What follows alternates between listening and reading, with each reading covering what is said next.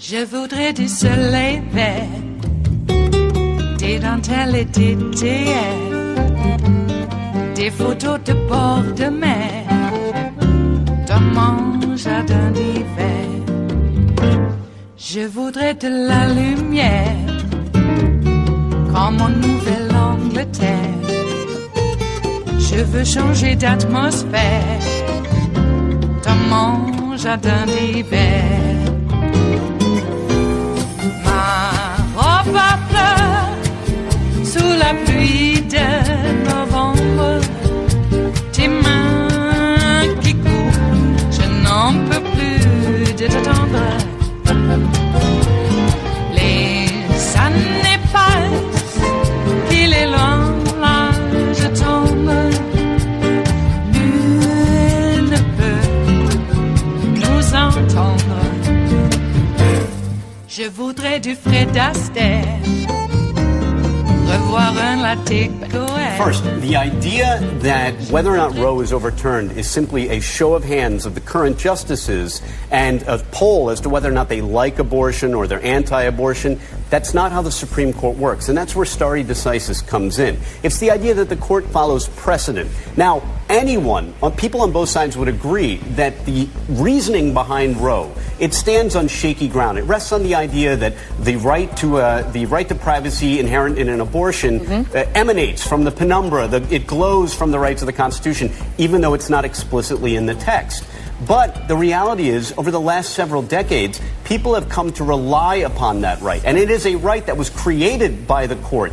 These are things that a court considers in deciding whether or not to overrule precedent. It doesn't do so lightly. It considers the fact that people have relied on this right, and it would be taking away a constitutional right if it overturned Roe. No, you have a different opinion. Maya, go.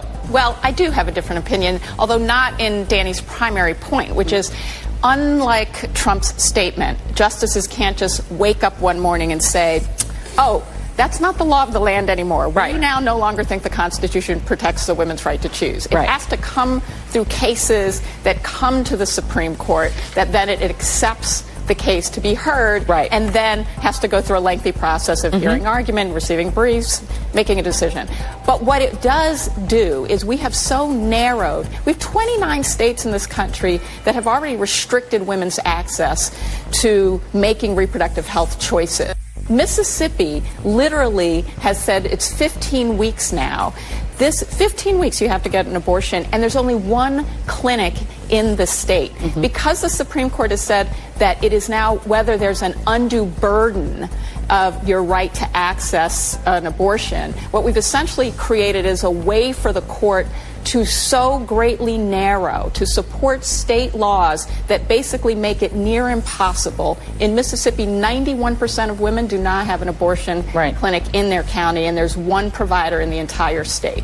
So essentially you can make it so burdensome, call it constitutional, say you didn't overturn Roe v. Wade, and essentially have women not able to make choices over their bodies. And Danny, on the question of beyond the different ways, death by 1,000 cuts that the courts could be used and legislation used to restrict abortion rights, on just the question of whether or not Gorsuch himself, who said he wrote a book on precedent, it's all about precedent. You talked about stare decisis, the magic words. Gorsuch, even recently, has thrown precedent out, right? So this is the tape from the Take Care blog. He repeatedly rejected and called into question long-standing Supreme Court precedent. Most obviously in Janus versus AFSCME, Justice Gorsuch joined the court's other conservatives to overrule a 41-year-old precedent upholding the constitutionality of state laws that allow public sector unions to require non-members to pay their fair share of the cost of collective bargaining. He just threw it out. You've seen the conservative majority on the court by 5-4 say, Bush v. Gore, we're just going to make this rule ruling that's going to give a Republican who's in our party the White House, and we're going to say don't ever do it again. So it's not like they are very consistent necessarily. The conservative majority is a power majority. They kind of do what they want. Right, you brought up Janus, and Janus is a great example of one instance where they do overrule precedent, but other than Janus, and I know that sounds like a stretch, but really, the reality is, other than Janus, this does not happen very often. It is very difficult to find cases where precedent is overruled in a way that it was with Janus. The reality is, because that just happened, that Janus case just came down, a lot of people are pointing to it as an example of the fact that the Supreme Court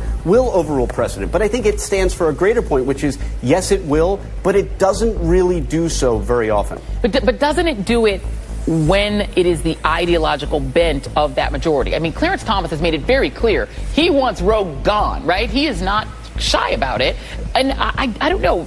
Maybe it's just that the court now seems just to be another extension of politics, that a lot of Americans don't trust them to do what the court typically does. They just feel like their 5 Republican conservatives are going to do what they want. Well, I think this is the point. We have come to a place where the Supreme Court has become as partisan as our politics, and it was not supposed to be that way, right? One of the things that Barack Obama did as president was actually start to nominate fairly centrist jurists. Right. Merrick Garland being a prime example, so that didn't work. And that didn't work, right? So we have so politicized the process that now people see it as another version of what's broken inside the Beltway. But I will say that one of the power of the majority is not just stare decisis. It's not just whether or not it will stick to precedent or not stick to precedent. Just deciding what case not to hear can essentially help undermine rights and privileges that people have currently protected. Take the death penalty. The court turned down 2 death penalty cases that were going to call the question of some of the constitutionality of the death penalty. Yeah. That's part of the power of a majority that doesn't require overruling precedent, but can actually impact literally people's lives. Okay, let me bring the other 2 guys in here, because Sylvia and Jill are, as I said, at the advantage. Sylvia, I'm going to go to you first. One of the people who's a front runner, Amy Coney Barrett, very religiously conservative personally. This is how she responded when asked if Roe v. Wade could be overturned in the Supreme Court. This is from November of 2016. Take a listen. I think the question is how much freedom the court is willing to let states have in regulating abortion. I don't think the core case, the Roe's core holding that, women have a right to an abortion, I don't think that would change. But I think the question of whether people can get very late-term abortions, how many restrictions can be put on clinics, I think that would change. Sylvia, does that sort of make you believe that, as Danny does, that it's unlikely that this court, even if you put another Gorsuch on, would overrule Roe? Well, the issue is really what Amy Barrett just said. Roe has existed in name only for so many women in this country for so many years. There have been, on a state-by-state basis, over 1,000 restrictions put in place since Roe was handed down. And when the Casey versus Pennsylvania decision came about in '92 that said the measure was an undue burden, no one defined what the undue burden was. So the reality is that the incursion and erosion of reproductive rights has been occurring all across the country. I think there's only 9 or 10 states where that right is secure. Because if you do not have access, if you do not have health care that will cover an abortion, and as a result of the ban on Medicaid covering that, you do not have the opportunity to exercise those rights. So in many ways, the debate over the constitutionality and precedent is not going to affect the majority of the women in this country who do not have access and for whom the unburden does prevent the exercising of their rights. And I think that's an important point, and because the politics of this, Jill Wine-Banks, are also there as well, because the restrictions are happening regardless of whether a case ever gets to the Supreme Court. They're already happening, as Sylvia just mentioned. But for women Republicans, senators, the politics are very dicey right now. Susan Collins and Lisa Murkowski of Alaska, Susan Collins of Maine, are really under the gun to not approve a justice who would overturn Roe. Here is how Susan Collins responded to the question of of how she would react to a Supreme Court pick who might jeopardize the right to abortion. Take a listen. I think I've made it pretty clear that if a nominee has demonstrated hostility to Roe v. Wade and has said that they're not going to abide by that longstanding precedent, that I could not support that nominee. But so doesn't that just mean that as long as the person says stare decisis, the magic words, Susan Collins could say, I can vote for that person because they said they respect precedent? It does mean that. You are absolutely correct. And that's the wrong question. The question is, how much whittling away will Susan Collins and others allow? How much will a new justice be able to narrowly define what undue burden is? Sylvia is absolutely correct that that's really where we're at, is Roe has been limited by this concept of it's okay to regulate it as long as it doesn't present an undue burden on the exercise of the rights that were granted by Roe. But what is an undue burden can be defined in a way, for example, Ohio has passed a law that says 6 weeks is the limit on when you can get an abortion. Most women do not even know they're pregnant during that period of time. So, of course, to me, that is an undue burden. But to Amy Coney Barrett, it may not be. And that's the risk that we're facing now, and that's why this choice is so important. It is Monday, the 9th of July of 2018, and you are in West Coast Cookbook and Speakeasy. I am your chef de cuisine, Justice Putnam, and our daily special is, of course, River City Hash Mondays. It's been another long weekend. That's right. And, a lot of places are closed on Mondays. But we aren't. Of course, we weren't really open over the weekend, so to speak. But we were working. That's right. Putting it all together for you. And that's why it's River City Hash Mondays, because it's not a goulash. It's a hash.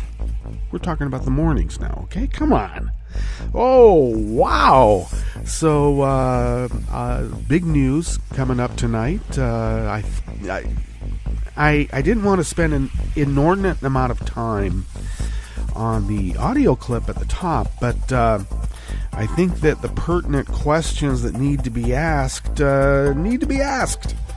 And Joy Reid's panel succinctly put that together, and I will say it's more than just Roe v. Wade, but Roe v. Wade is emblematic of, the utter disregard for rule of law and, judicial precedent. Yeah. And that's always a scary matter, isn't it? Other news, looks like they've got an 8th kid out. Once again, I put my head in a bubble and to get the show together, and I can only take in so much news. I gotta turn it off because I gotta prepare for the show. And but an 8th kid has been brought out from that cave in Thailand. I'm a little curious. I need to look more into it, but how the hell did they get in there that they couldn't get out? I know. They got in there and the water then rose. But still, yikes. Let that be a lesson to you. Now, I've done some spelunking. And, you do want to take care with potential watery environments because it will rise and fall. We do live on the earth, after all. Okay, well, that's a very heartwarming story, and got trapped for like almost a week or more before they were even found. And their coach, 24 to 26-year-old, to me a kid, is a Buddhist monk, and calmed the kids down, got them meditating. Envision a lotus flower blooming and then folding back up and then blooming again.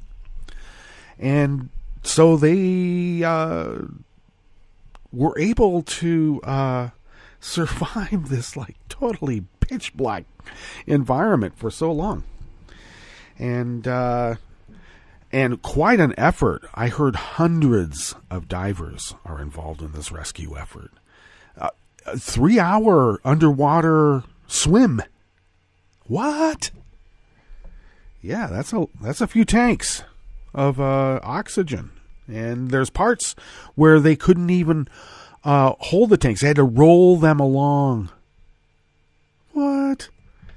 Well, I was wondering, though, with enough oxygen tanks, maybe we could find all of those lost refugee kids we have in our country. Maybe. All right. Well, what's on the rest of the menu? Well, continuing in the Bistro Cafe, part of West Coast Cookbook and Speakeasy, River City Hash Mondays. The Trump administration threatened a trade war over breastfeeding. Well, until Russia objected. And then, we don't go against anything that Russia wants or doesn't want. Come on. The Trump administration placed separated children in a vacant Phoenix office building. Well, it was vacant. Not like they had to sleep, on desks or anything. And you have to host an expensive event at Mar-a-Lago if you want to receive a donation from the Trump Foundation. I mean, it is nonprofit after all. I mean, you. Not them. After the break, we move to the chef's table where rogue Devin Nunes has refused to even speak to the House Intelligence Committee for months. And he's the chairman. And a case can be made that Donald Trump has been a Russian asset this whole time. I've speculated that on air. And I even named the date, 87. All that and more on West Coast Cookbook and Speakeasy. Bon appetit.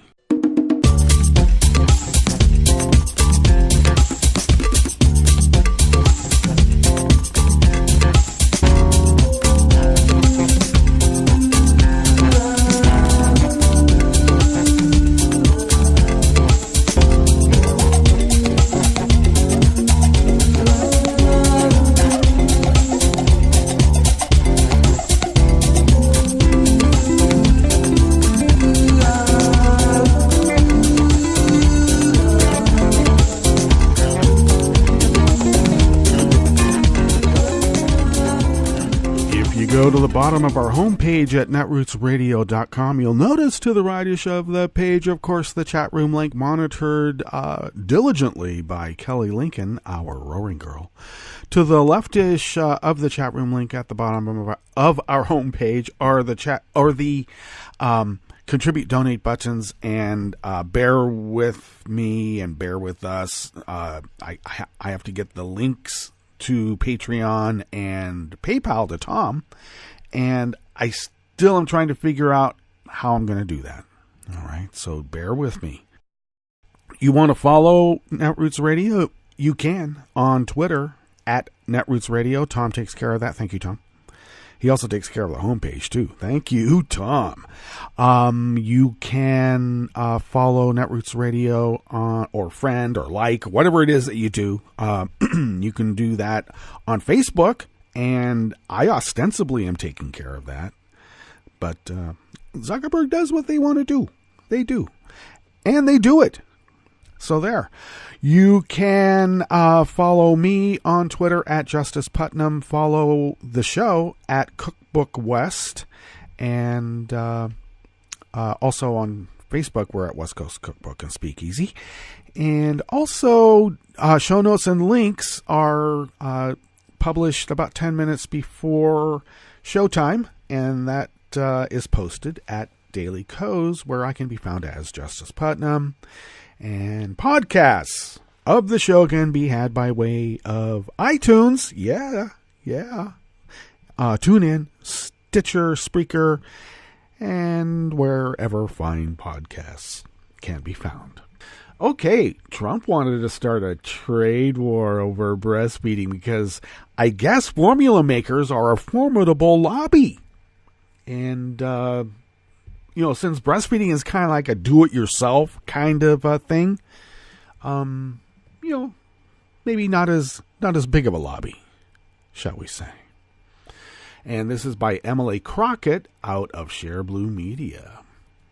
Trump's escalating trade war has plenty of unlikely victims, from Trump's beloved Harley Davidson to red state standbys like Kentucky bourbon.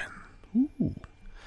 But the latest target of the Trump administration's wrath might be the most baffling and counterproductive one yet: breastfeeding mothers. U.S. officials tried to sabotage what would have been an uncontroversial international resolution to support breastfeeding. But Obama liked it. And anything that came before Trump, especially something that was put into place by the black guy, and even if the black guy didn't put it into place, if it just looks like we could blame it on the black guy, everything must be changed. The New York Times reported yesterday that we threatened the country of Ecuador, that sponsored it with trade punishments and withdrawal of military aid. Even worse and weirder, the United States only backed off its attacks on breastfeeding once Russia got involved. 4 decades of research supports the idea that breastfeeding early in life is good for infant health. One recent study found that universal breastfeeding would prevent 800,000 child deaths worldwide. Yeah, but that's in shithole countries. Now, I've been not personally speaking with Stephen Miller and Steve Bannon, but they are of the mind that do you really want the better part of 800,000 babies in the shithole countries surviving whatever it is that might get them out of the way? 800,000 babies that you don't have to feed now, you don't have to feed later. It's just a numbers game. Come on. We did a time management study, and it would really cost a lot more to let them get to adulthood. Or even 10, when we can put them, like make them carry guns and go to war. Go to war. Come on, fight our war. Well, it shouldn't have been controversial when Ecuador planned to introduce a measure calling on governments worldwide to protect, promote, and support breastfeeding. Yeah, well, why would that be an issue? Because the United States is different now, right? Well, the U.S. delegation to the Assembly made a blunt threat against Ecuador and to drop the resolution, or else Washington would unleash punishing trade measures and withdraw crucial military aid. That's a quote from the Times of the threat made in public at this UN World Health meeting. U.S. officials were reportedly responding to intense lobbying from infant formula manufacturers. Another provision in Ecuador's resolution called on policymakers to follow international code that restricts the inappropriate marketing of breast milk substitutes. You know, the kind that doesn't have enough nutrients to support the little infant, and then they die. But somebody's made some money off of it. Now, are we really going to tax a woman for breastfeeding her kid? Yeah, I think maybe that would be the solution. Just tax them. And you don't have to collect now. Collect later. At your arbitrary choosing, because authoritarians can do whatever they want. Dershowitz says so. Ecuador promptly dropped the breastfeeding resolution, and health advocates desperately sought a new sponsor. At least a dozen countries refused because they feared U.S. retaliation. Look what they did to Ecuador. We're not going to come on. But then Russia stepped in to sponsor the breastfeeding measure, and suddenly the Americans stopped their threats. Now, let me just interject and explain what went on here. These threats were continuous. They didn't stop. It was like pointing a finger in the chest of the Ecuadorians and everybody else there. You do what I say, you do what I say, do what I say. I'm the new sheriff in town, or whatever it is, new Don in town. Until Russia stepped in and said, knock it off. So, well, no wonder only 32% of American women say they approve of Trump's job performance. It's getting harder and harder to ignore his contempt for women's health, lives, and families.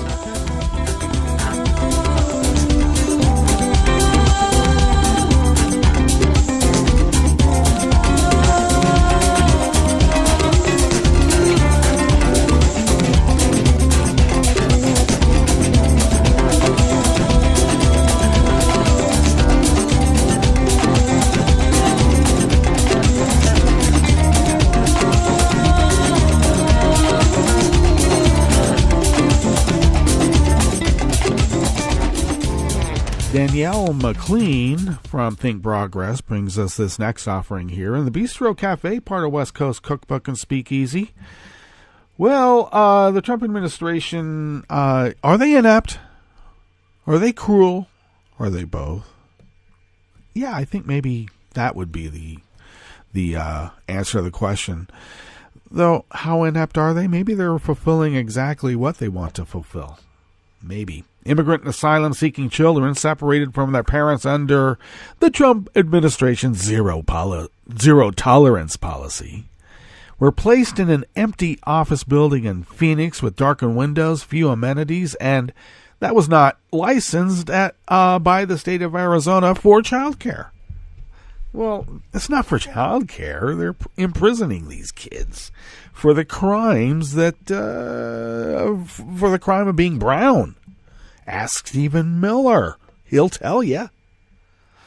A concerned neighbor filmed a cell phone video of dozens of immigrant kids in sweatsuits being escorted into the facility.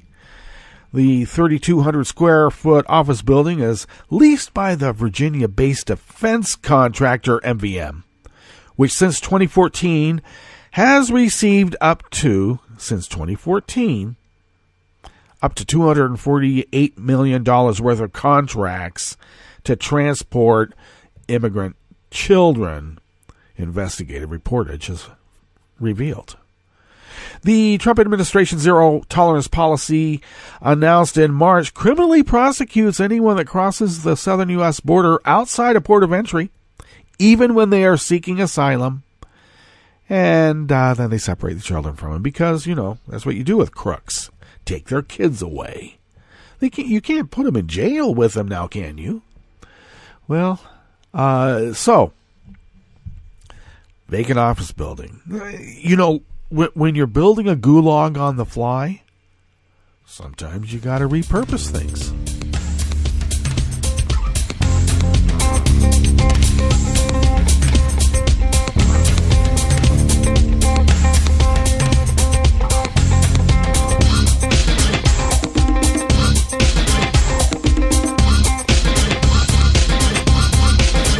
Finishing up here in the Bistro Cafe, part of West Coast Cookbook and Speakeasy, River City Hash Mondays is another article by Danielle McLean out of Think Progress. Now, the reason this story has some import is because the Trump Foundation's donations are the subject of a New York Attorney General lawsuit, so let's not forget about that. Okay, so what does it take to get a hefty donation from the Donald J. Trump Foundation? Host an event at its own Mar-a-Lago resort. The Trump Foundation made large donations to a number of organizations around the same time. Those charities moved their annual large events to Trump's posh Florida Golf Club. In fact, since 2008, nearly all of the $706,000 donated by the foundation went to charities that hosted expensive fundraisers at the Palm Beach Resort, where Trump frequently visits on the taxpayer's dime and hosts world dignitaries. For instance, the Trump Foundation donated $21,000 to the Salvation Army in 2015. The same year, the charity decided to move its extravagant event to the golf club from the competing Palm Beach ballroom, the Breakers. Well, The person who organized the event told the Palm Beach Post, "The donation came as a surprise, and it was not given as a quid pro quo." No, it wasn't. Wink, wink. The West Palm Beach Senior Care Charity Moore's Life Foundation received a $25,000 donation from the foundation in 2012 after it moved its annual dinner dance to Mar-a-Lago. And the foundation gave $101,500 to the Leukemia and Lymphoma Society the year after the charity moved its event to Trump's resort. Well, the donations are the subject of a New York Attorney General lawsuit filed on June 13th that Trump's children, Eric, Don, and Ivanka, used the foundation to promote Trump-owned businesses and Trump's campaign, a violation of IRS rules.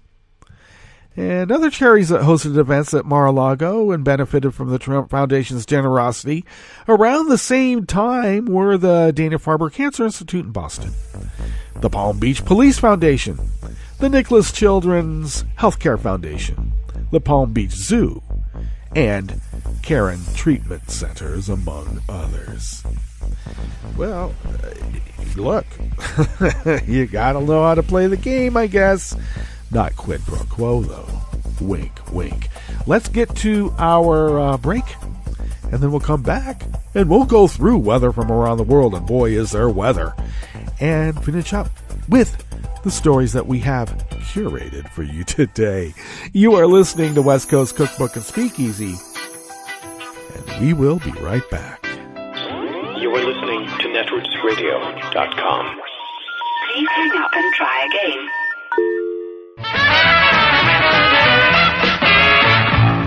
From a point at sea to the circles of your mind, a new force is at work for planetary transformation.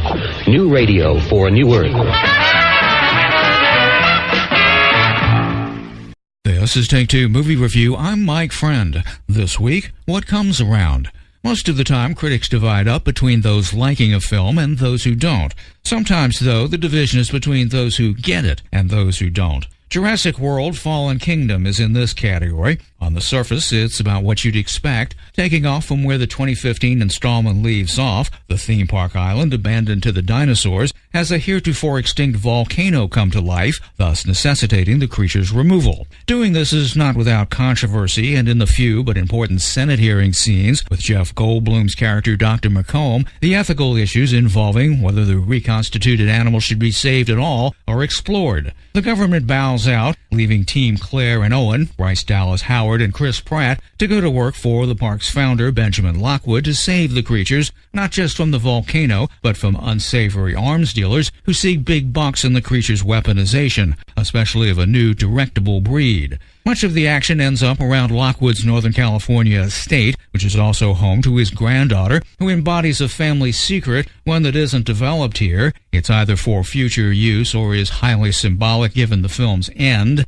Director J.A. Bayona from The Orphanage brings a gothic feel to the series, which oddly works. Jurassic World Fallen Kingdom is representative of a subtle change in sci-fi that has occurred in recent years, from the portrayal of the creative maintenance of human dominance to honest explorations of what could come after. Given the increasingly apocalyptic politics of the day, this trend is underhandedly fitting. The film doesn't take itself too seriously, though. There's on-screen banter about whether theme park officials had engaged in franchise overreach. This has been Take Two Movie Review. I'm Mike Friend. Catch up with us at TakeTwoMovieReview.com and feed us back on our page on YouTube.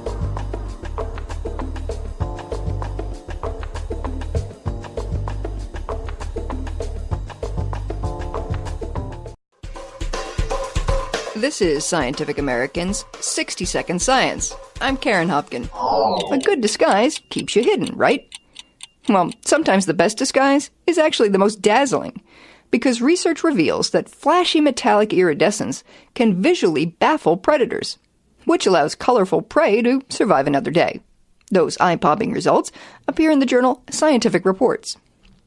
Shimmering iridescent coloration, which changes depending on the angle from which it's viewed, is favored by everything from birds to beetles and blossoms to butterflies. And in our research group, we are of course interested in why this vivid metallic coloration is so taxonomically widespread in nature. Karin Janjmo of the University of Bristol.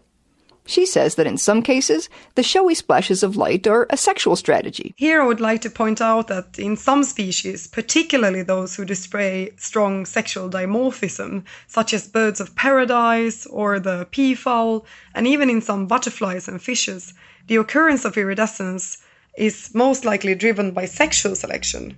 For example, in many of these cases, it is the males that have these vivid iridescent colors, and they use them in mate choice, so they use them as a signal to attract mates. But iridescence also shows up in situations where reproduction is not an issue, for example in caterpillars or chrysalises. So what we are studying now is whether natural selection imposed by predation could explain the occurrence of iridescence in prey animals. The idea that eye-catching colors could be used as a cover-up isn't a new one. The father of camouflage theory, Abbott Thayer, he really believed that iridescence should be categorized as a camouflage strategy.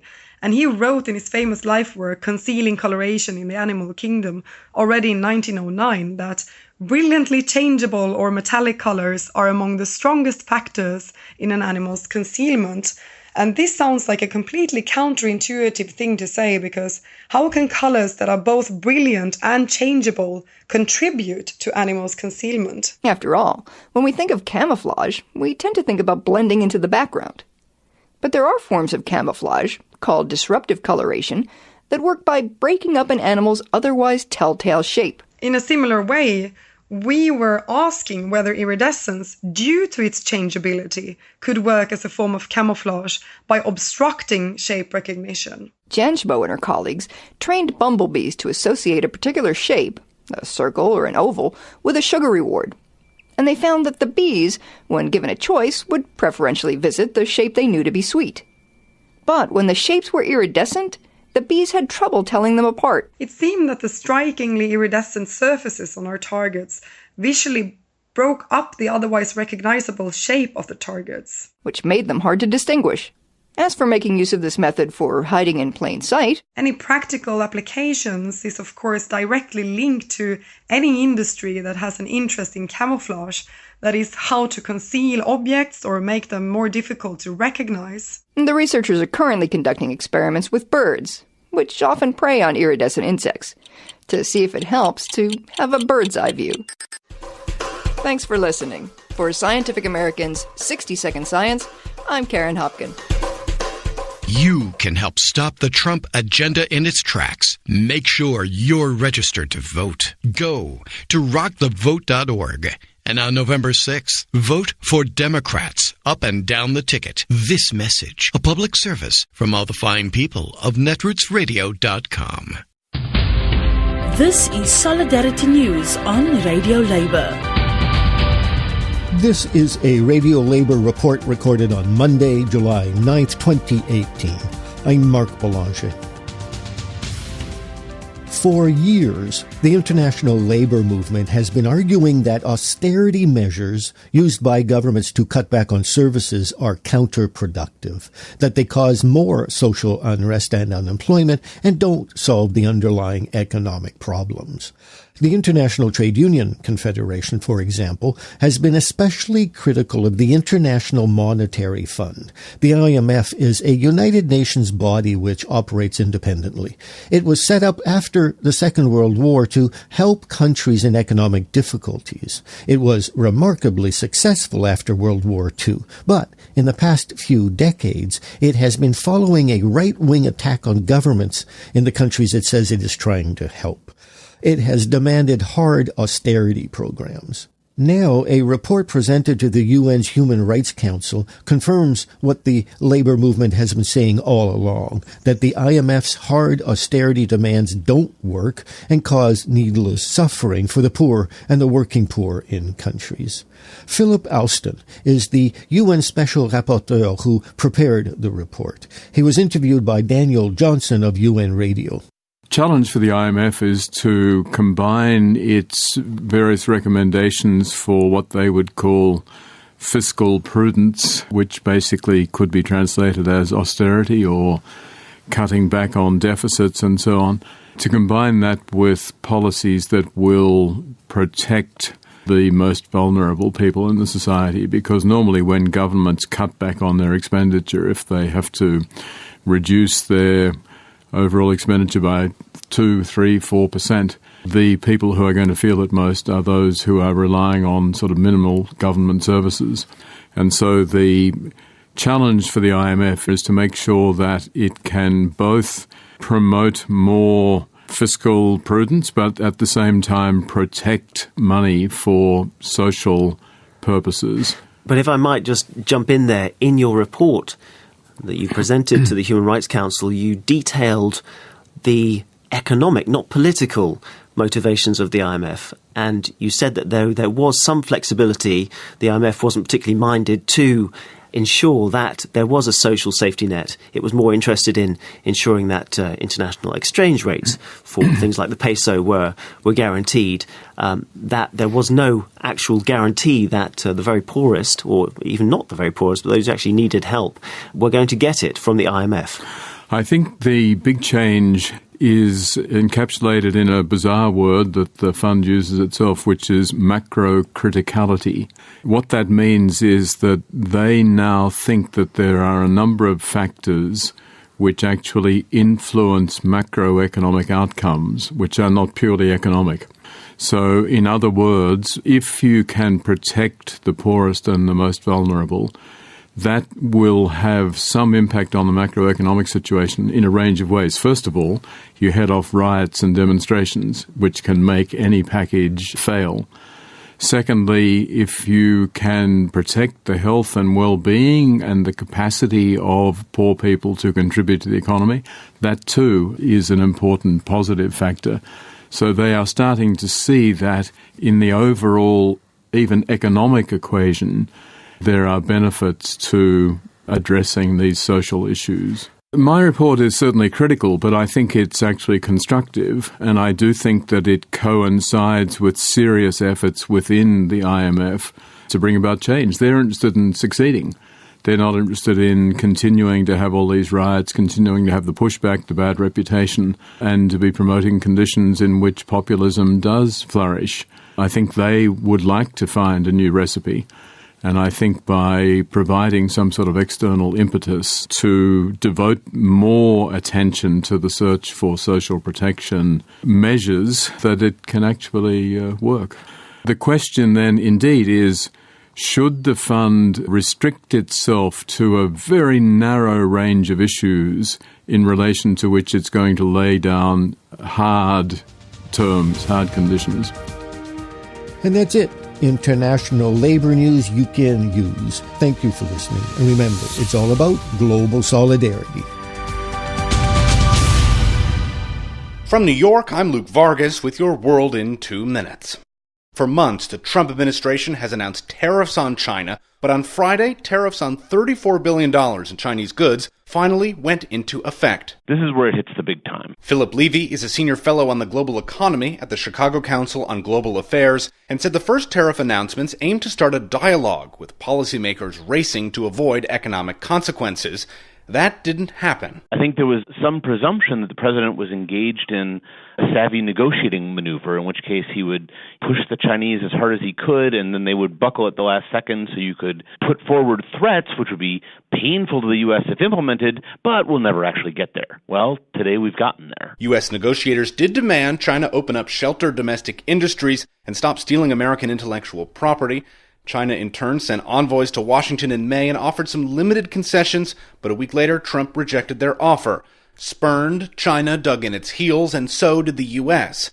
Monica DeBole, a senior fellow at the Peterson Institute for International Economics, says that's a bad sign of what's to come. To the extent that both countries have this perception that one has leverage over the other, the only way this can go is into an escalation of a trade war. Levy agrees. Both countries have become very reliant on one another That's why a trade war will actually hurt both. It's not simply a matter of the relative size of the two economies. For its part, China hit the U.S. with retaliatory tariffs this morning, but is also vowing qualitative measures to squeeze the U.S. economy. They could do things like denying regulatory approval to American businesses who work there. DeBoll predicts China could delay U.S. imports at customs or dial up currency manipulation. One thing China's unlikely to do is blink. We have to remember that China is a developing country. They have development goals. This is one of them. They're not going to step away from that strategy. That means today's tariff salvo could be the start of a very long trade war. Luke Fargus, New York.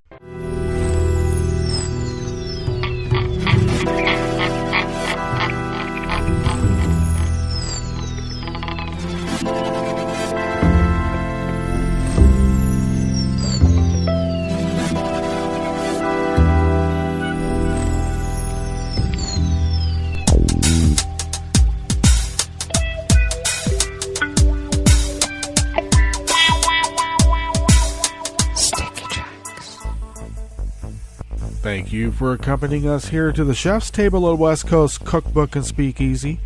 River City Hash Mondays. I should note that where the mothership is in the southern part of Oregon, we have trees, and people use chainsaws to section off trees that have fallen or have been felled on their property. So you may hear some chainsaw noises or something, and that's why, because they bleed through. I can only soundproof the studio as well as I can, unfortunately. Okay, well, let's begin with weather from around the world, and weather from around the world begins along the banks of the Rogue River in the Rogue River Valley of southern Oregon on the West Coast of the continental United States of America. Come on, spit it out, Put. Okay, currently it is 61 degrees. We're going to go up to mid-90s, about the same as what we had yesterday.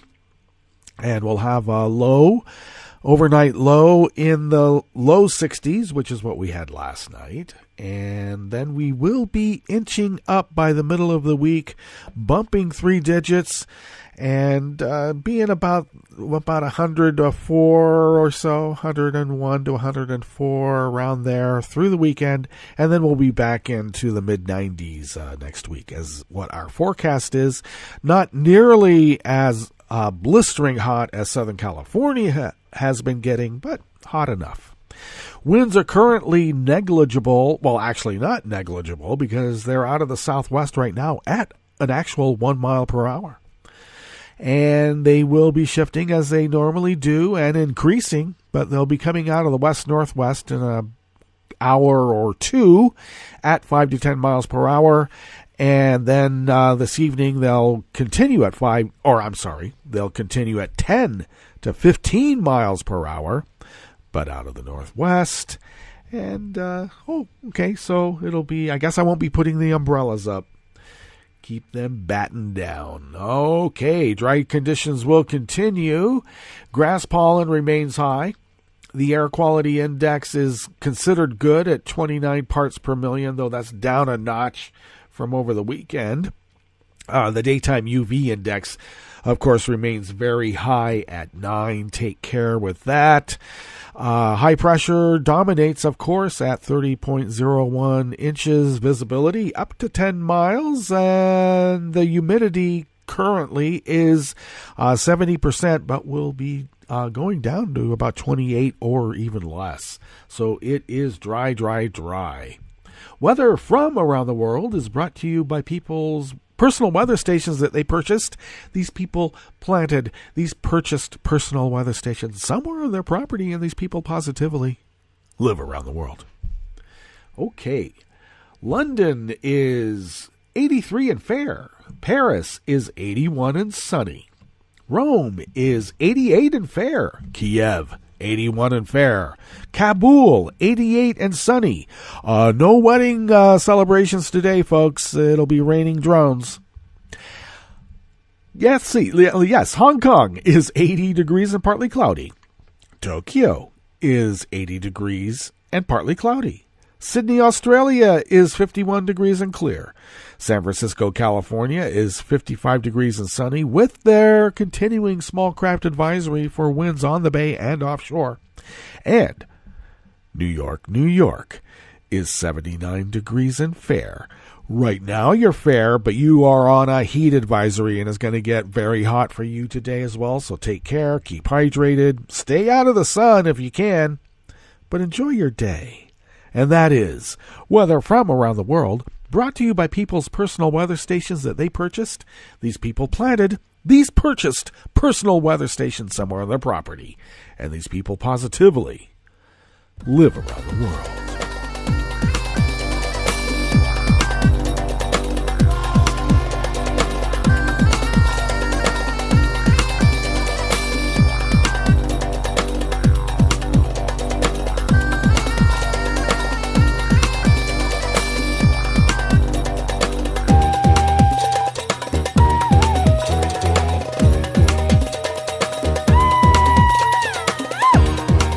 A little bit of sporting news.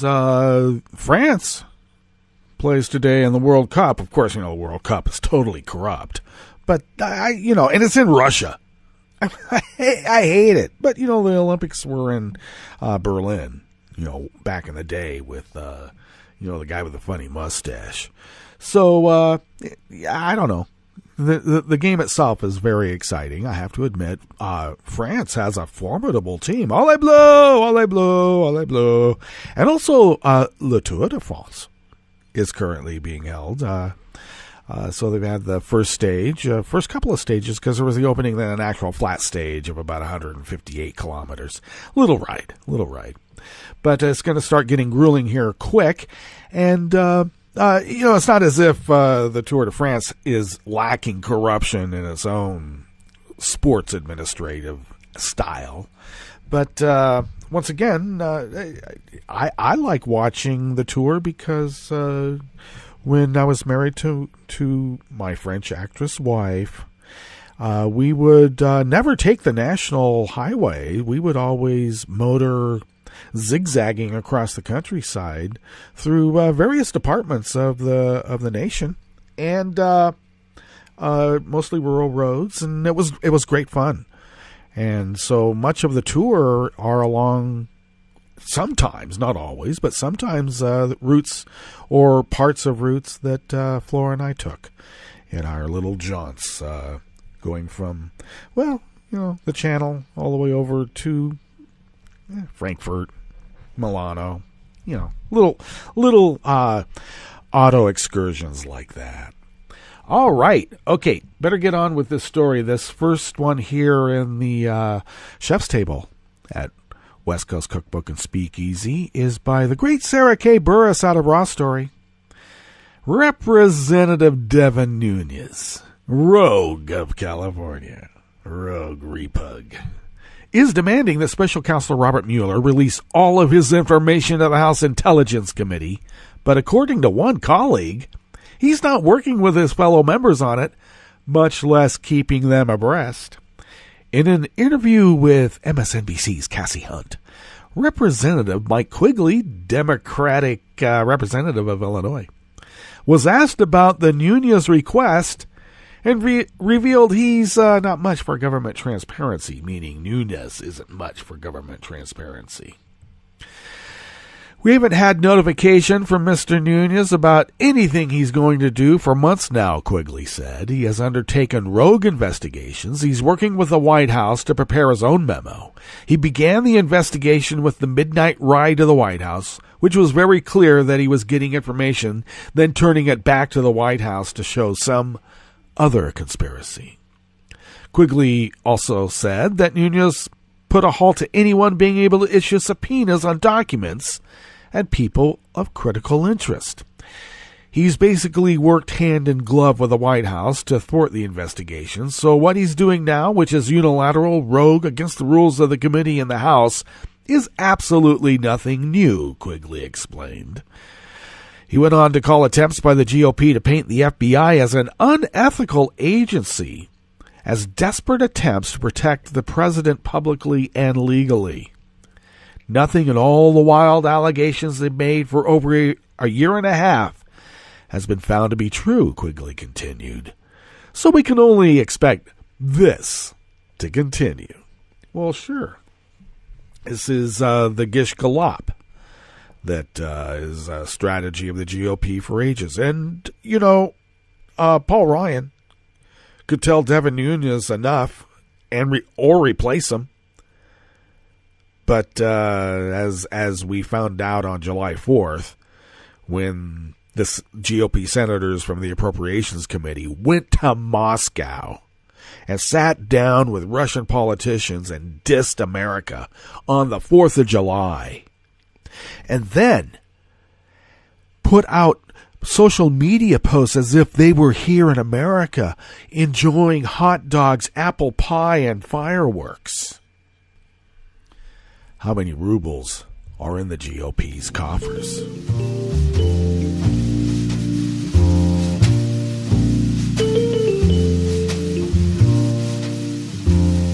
Danser maintenant sous l'été, les pieds nus dans le sable.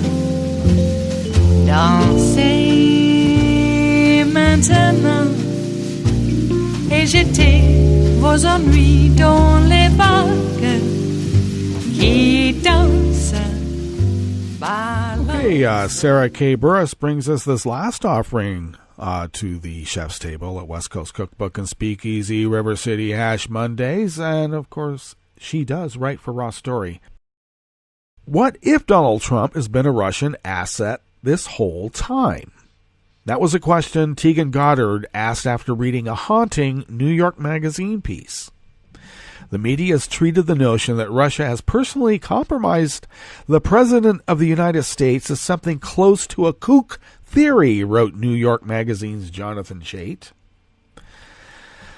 The text comes as a score of Democrats and some Republicans have tried to caution that the U.S. has been compromised not only in terms of the election, but also the U.S. power grid as well as other critical infrastructure. The security of the nation, however, has fallen by the wayside as the GOP has been able to score legislative and judicial victories they feared they lost. They've been working for decades, and they finally got the Russian help that, but like all exchanges, there's always going to be something in return, isn't there?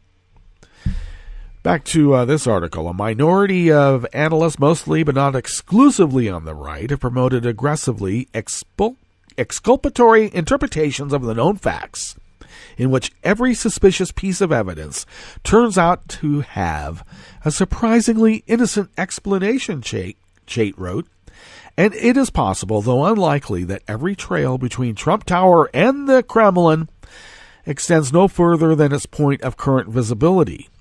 He goes on to imagine an unlikely but possible outcome, that things are actually worse than an adversarial country hacking a power grid and an election. What would it look like if it were reassembled into a single narrative, one that distinguished between fact and speculation but didn't myopically focus on the most certain conclusions, he asked? While a conspiracy theory, it wouldn't be far from possibility as Trump eagerly begged for approval to open a Trump Tower and hoped to meet Vladimir Putin while hosting the 2013 Miss Universe pageant.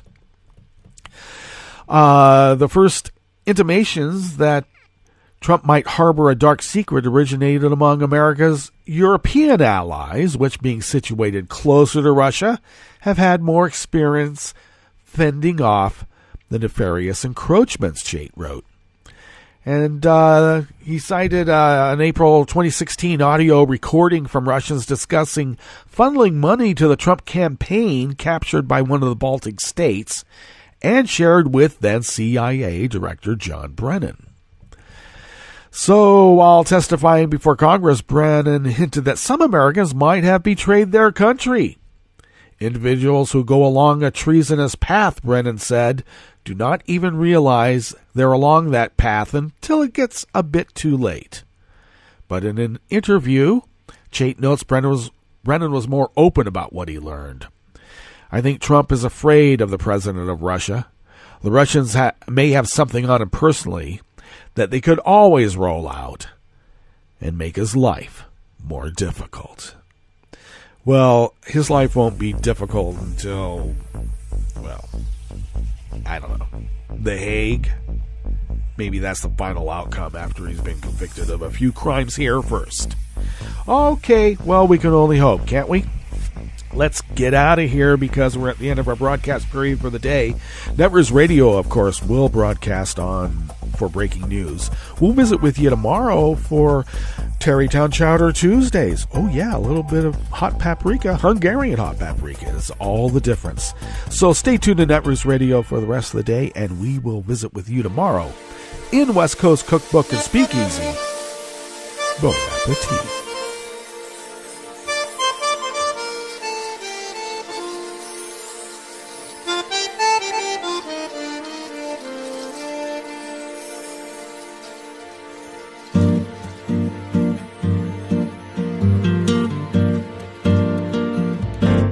Je voudrais du soleil vert, des dentelles et des théières, des photos de bord de mer, dans mon jardin d'hiver.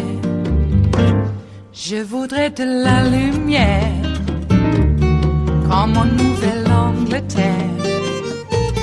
Je veux changer d'atmosphère, dans mon jardin d'hiver.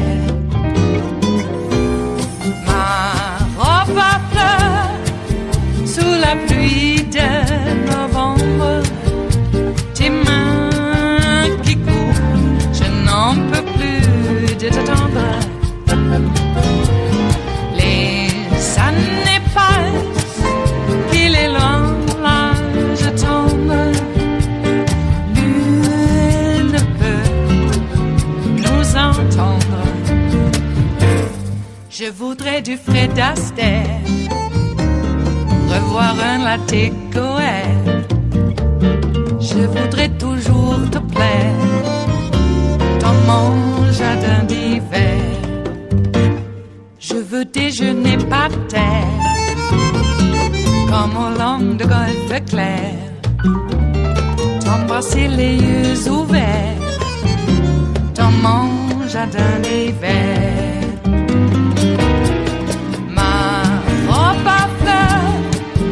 Sous la pluie de novembre, tes mains qui courent, je n'en peux plus de t'attendre.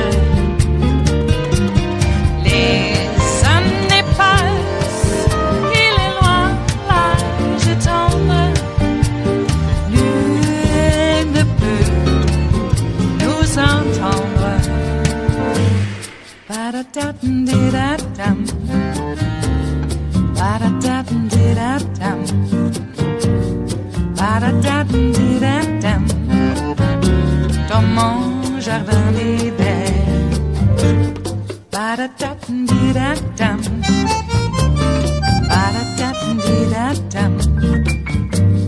Ba-da-da-dum-di-da-dum. Dans mon jardin d'hiver.